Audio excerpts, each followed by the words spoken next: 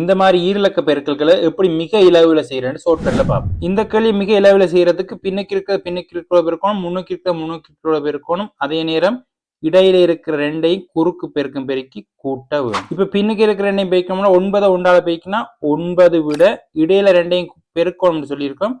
6 9ஆல பெருக்கணும்னா 54, 1 ஒன்றால பெருக்கணும்னா 1 கூட்டினோம்னா 55. அப்ப இந்த 5 இங்க எழுதுறோம். இப்ப முன்னுக்கு இருக்கிற ரெண்டையும் பெருக்கணும்னா 6 ஒன்றால பெருக்கினா 6 6 5 11. இதுக்குரிய விட 1159.